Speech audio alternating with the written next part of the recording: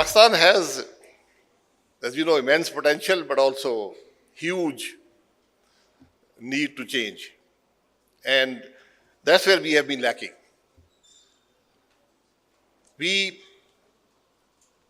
That's what we need to work on. We can talk at length on the issues that Pakistan has, but I think I'll just stay with whatever Asad Umar had said and, try to look at what we need to do. The first thing I think Pakistan needs is rule of law. Without that, you will not get investment. Somehow, we do not seem to realize that. If there is no rule of law in the country, you will not get investment. That Pakistan needs to realize that. If there is no political stability, you will not get investment. These are, for me, two basics. Doing business, I've done business in Pakistan also. I had a sabbatical during a period of military rule in the early 2000s. And Pakistan needs to understand one thing, which is the bilateral relations between two countries. And I've kind of, on the sidelines, understood this for some time, but I think President Trump has really brought this to the fore, which is that relations between two countries are now basically, what do you want to sell to me? What do you want to buy from me? Nothing else matters anymore. The Cold War is dead. And on that front, Pakistan is weak. So demand is also, you can leverage demand. But whenever we do that, we attain some growth, but we end up with a current account deficit.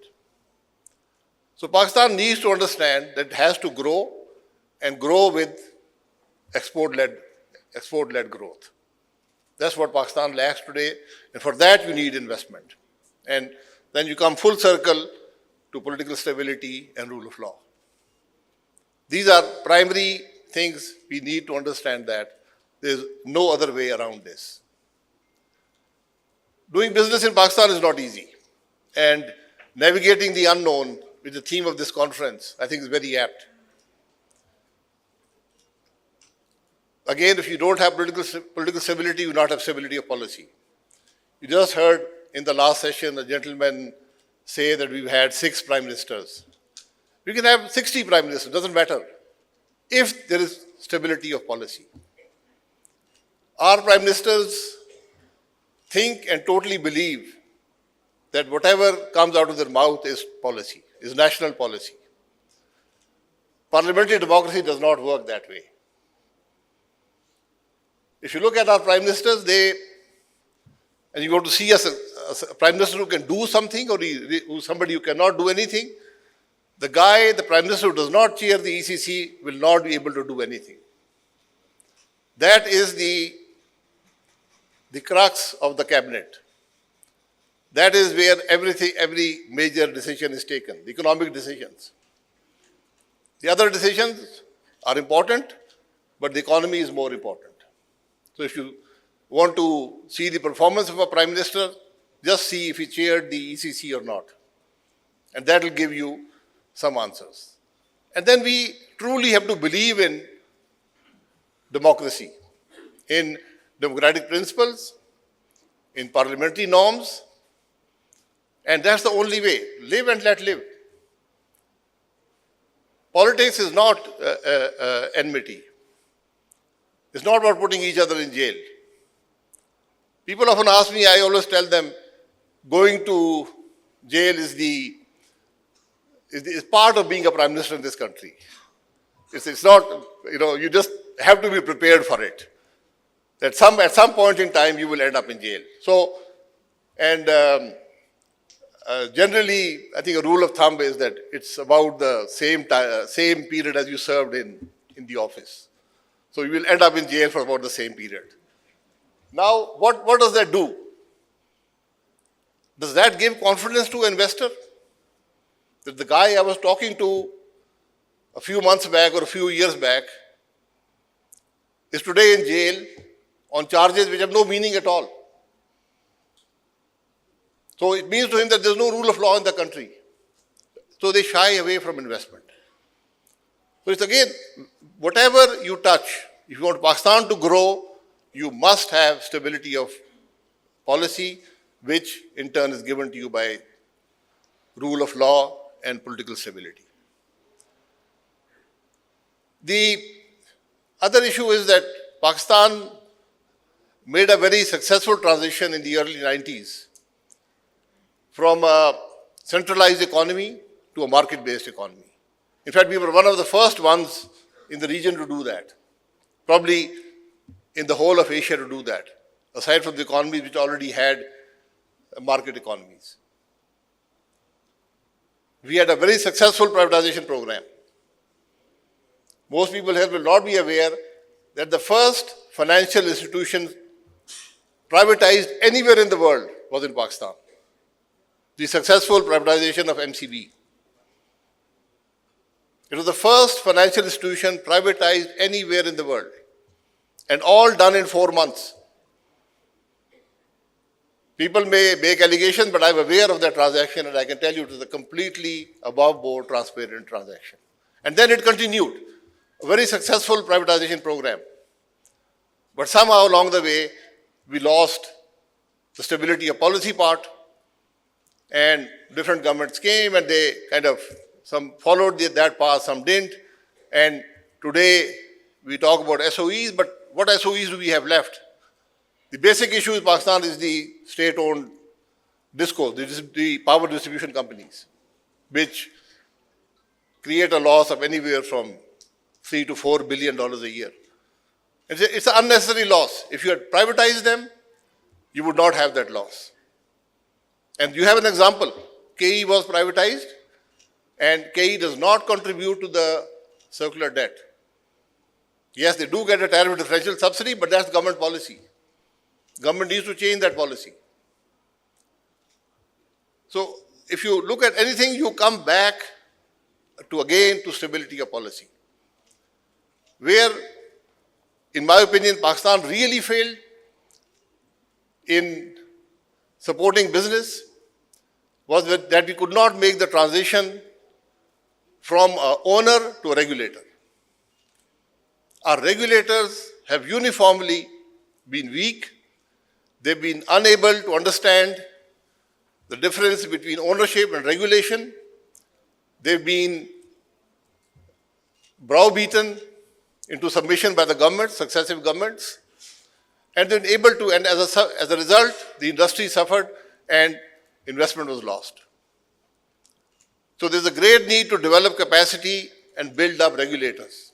We had a very successful regulator in the 60s, in the 50s, called the State Bank of Pakistan. Today, unfortunately, I cannot say that it's a regulator that we can be proud of. At one time, it was a world leader in regulation.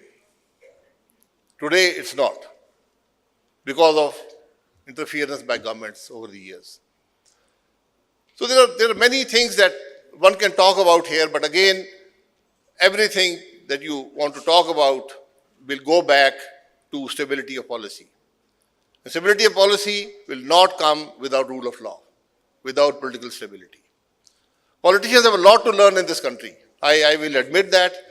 Unfortunately, we don't have many politicians left. Over the years, we have created politicians who have no capacity, who have limited integrity, and if you want to know the one basic ingredient in somebody who can contribute in public office, it's moral authority. If you don't have moral authority, you will not be able to contribute. I can go into the past and talk about what happened where, but that's immaterial here. People in public office, it's a trust. You must have the moral authority to deliver. If you do not have the mandate of the people, if you came through election that is controversial, you will not have moral authority. You will not be able to deliver. You can achieve that position. You may be sitting in that chair, but I can assure you, you'll not be able to contribute. Because there's one basic ingredient missing, a very critical ingredient, that's moral authority. We somehow don't understand that leaders without moral authority really cannot contribute. If you ask about leadership, the political leadership has to deliver in this country. But you need three ingredients, and most of politicians in Pakistan are missing those. Number one, you must have an education, not just a degree. You must have gone through a life experience. You must have worked somewhere, held a job, done a business, whatever. You must understand how the world operates. And number three, you go through the political mill. You have to understand how government operates, how the parliament operates, and then, only then, you will be able to contribute. There's very, very few people who will meet those three touchstones. That's the problem we have today. Today, you take any of the large parties, give them 100% of seats in Pakistan, zero delivery, I assure you. Because there's no politicians left in the country who can contribute to the country. There's very, very few people left. And that's a real dilemma. Just as in any other, in business or in the military or in the bureaucracy, you come through the mill and then you're able to hold positions of office. The same thing is even more critical, that you must nurture, foster and develop politicians. Otherwise the country will not grow. You look at countries in the Middle East, they have natural resources. They have large militaries. I don't need to name names, but they don't have a political system. They don't have politicians. And they're unable to grow.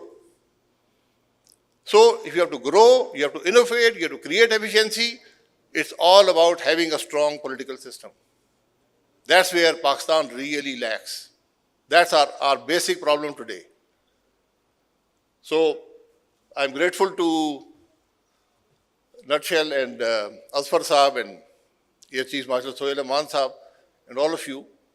But I hope I was able to agitate your mind to at least, because wherever we go today, people talk about, oh, what's the way forward?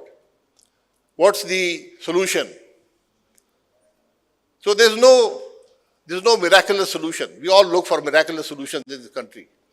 We hold conferences.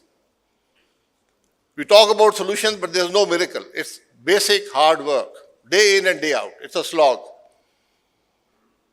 And the way forward is through hard work, through rule of law, through working with the Constitution.